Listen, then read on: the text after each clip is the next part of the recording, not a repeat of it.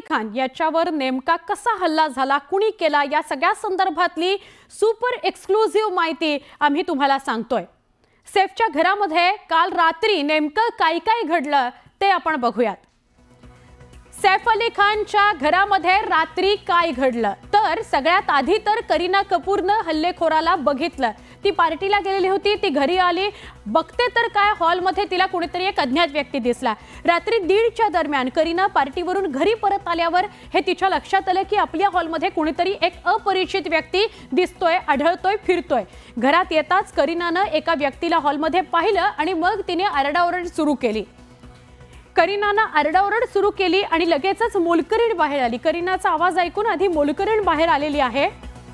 तोच चोरानं मोलकरणीवर हल्ला केला। तो पटकन मोलकरणीवर धावून गेला। करीना तैमूरला घेऊन बेडरूमच्या दिशेने गेली, कारण तैमूर मुलांना तरी काही होऊ नये, मुलांवर काही हल्ला होऊ नये म्हणून ती तैमूरला घेऊन बेडरूमच्या दिशेने गेली। आरडाओरड ऐकून सैफ अली खान हा बेडरूम मधून पळत बाहेर आलेला आहे। तर मोलकरीण आणि चोराची झटापट सुरू होती ज्यावेळेला तो बाहेर आला।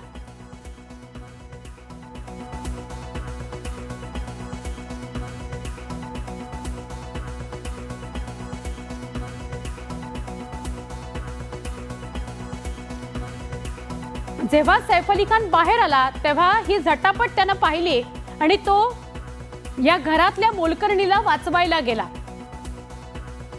तो चोर ज्याने सैफच्या हातावर चाकू हल्ला केला, 1-2 नव्हे 6 वार केले, 6 वार केले सैफ अली खानवर। सैफ अली खान जखमी झाला, त्यामुळे तो थोडासा मागे झाला आणि यानंतर चोरानं सैफच्या पाठीत आणि मानेवर वार केलेले आहेत। जसा तो थोडासा मागे झाला मग त्याच्यावर हे 2 वार झाले जे गंभीर वार आहेत। चोर मुख्य दरवाजानं मग पळून गेलेला आहे। गंभीर वार केल्यानंतर म्हणजे शेवटचा जो पाठीतला वार होता तो पाठीतला वार केल्यानंतर तो पळून गेलेला आहे। मग सैफला तात्काळ करीना कपूरनं हॉस्पिटलमध्ये दाखल केलेला आहे।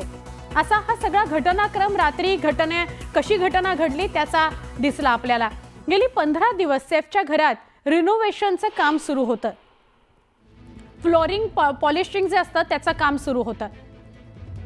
3 व्यक्ती हे काम करत होते। या निमित्तानं घरात तोडफोड सुरू होती।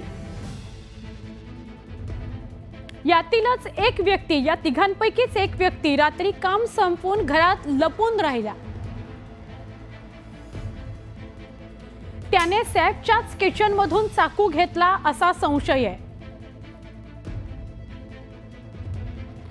जो रिनोव्हेशनचं म्हणजे फ्लोर पॉलिशिंगचं जो काम करत होता त्या रिनोव्हेशनचं काम करणाऱ्या आर्किटेक्टची पोलीस चौकशी सुद्धा करतायत, ठेकेदाराची चौकशी पोलीस करतायत। कामावर येणाऱ्या 3 पैकी 2 व्यक्तींची पोलिसांनी कसून चौकशी केलेली आहे आणि 3ऱ्या व्यक्तीची चौकशी अजूनही सुरू आहे।